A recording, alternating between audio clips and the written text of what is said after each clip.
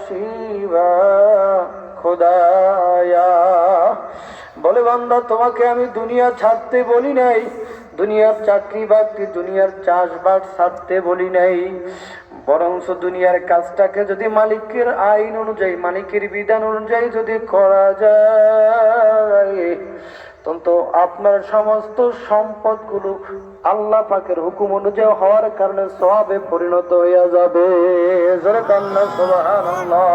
একটু খেয়াল করে মুরাকাবার হালতে তাকাইয়া দেখো, যেই কবরের প্রতীক হয়ে তুমি আমি রওনা করিয়া দিছে, ওই একই কবরে বাবা রওনা করিয়া দিছে, মা রওনা করিয়া দিছে, দাদা রওনা করিয়া দিছে, পাড়া প্রতিবেশী বন্ধু বান্ধব রওনা দিছে, তুমি আর আমিও রওনা দিব।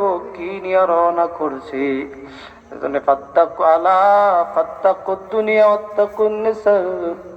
রসুল ডাক দিয়ে বলে, দুনিয়ার মায়া থেকে বাঁচো, দুনিয়ার মহাব্বত থেকে বাঁচো, দুনিয়ার ধোঁকা থেকে বাঁচো।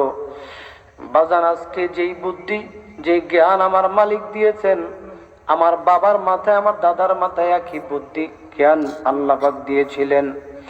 এই দুনিয়ার পিছনে পড়িয়া দেখা গেছে সকালবেলা ঘুম থেকে উঠিয়া কাজে নামিয়া গেছিল, সন্ধ্যা পর্যন্ত কাজ করতেছিল। আল্লাহু আকবার। সন্ধ্যা পর্যন্ত কাজ করিয়া রাত্রে বাড়ির টুকটাক কাজ করছিল। এভাবে তিল তিল তিল তিল করিয়া সংসার সাজাইয়া কেমন নাতি নাতকুনি আনন্দে মুক্ত হবে।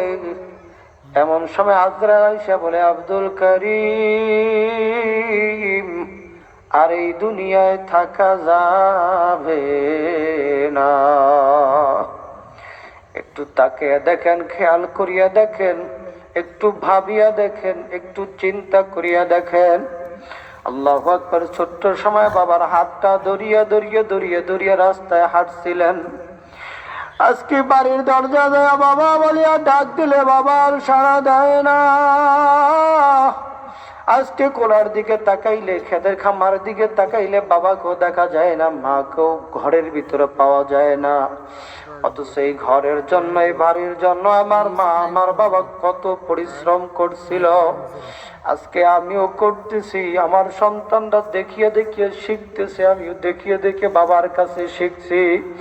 সকাল থেকে সন্ধ্যা পর্যন্ত বাবা খাতে খামারে কাজ করছে, চাকরি নিয়ে ব্যস্ত ছিল, ব্যবসা নিয়ে ব্যস্ত ছিল। মসজিদের মাইকে যেদিন এলান হয়ে গেল, বাড়ি আলা নাই রে বাড়ি, নাই রে দুনিয়াতে, সেই দিন দেখি আমার বাবার সমস্ত পরিশ্রম গুলো ব্যর্থ হইয়া গেছে। যত ডাকি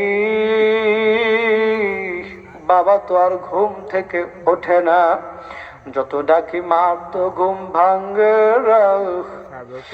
এমন একটা দিন আসিয়া যাইবে, আমি যেভাবে আজকে তাকে দেখি আমার বাবার খাটটা খালি, এমন একটা দিন আসিয়া যাইবে আমার সন্তান তাকে দেখবে আমার খাটটাও খালি। আজকে ছেলেকে কোলে নিয়ে চুমা খাই, আজকে মা সন্তানকে নিয়ে কোলাও চুমা খাই, আজকে বসিয়া বসিয়া সন্তানকে খানা খাওয়া দেই।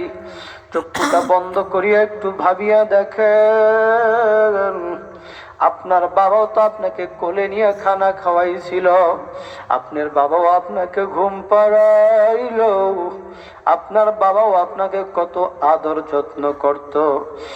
ঘরের ভিতরে ঢুকিয়া বাবার চোখের দিকে তাকাইয়া বাবা বলিয়া ডাক দিলে বাবা সাড়া দিয়ে দিত, মা বলিয়া ডাক দিলে মা সাড়া দিয়ে দিত। কিন্তু মসজিদের মাইকে যেই দিন আলান হইয়া গেছিল বাড়িওয়ালা নাই, সেই দিন থেকে বাবাকে বাবা বলিয়া ডাকেন সাড়া দেয় না, মাকে মা বলিয়া ডাকেন সাড়া দেয় না। আরে কোথায় লুকিয়ে গেল? কত পরিশ্রম এই পৃথিবীর বুকে তারা করলো। দিনকে দিন বলে না, রাতকে রাত বলে না, রৌদ্রকে রৌদ্র বলে না, বৃষ্টিকে বৃষ্টি বলে না, সারাদিন রাত পরিশ্রম করিয়া সংসার জায়গায় আজকে বাড়ির কোণে গর্তের ভিতরে ঘুমে আছে। ওই জায়গায় যাইয়াতেও ভয় পায়, মানুষ গেলে ভয় পায়, সচরাচর ওই জায়গায় যাওয়া হয় না। অতি শীঘ্রই এমন একটা দিন চলে আসবে যেই দিন আপনি ওই বাড়ির দরজার কোনায় ঘুমাইয়া যাইব। আমার সন্তান ডাক দিবে, আব্বু ওঠো,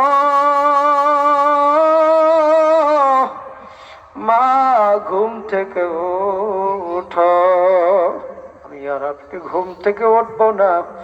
এজন্য মালিক ডাক দিয়ে বলে, আলহাকুমুত তাকাসুর হাত্তা যুরতুমুল মাকাবির।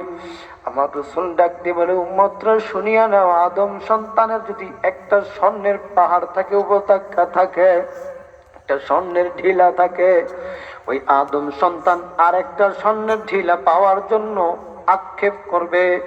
ওর যদি আরেকটা হইয়া যায়, ও আরেকটা পাওয়ার জন্য আক্ষেপ করবে।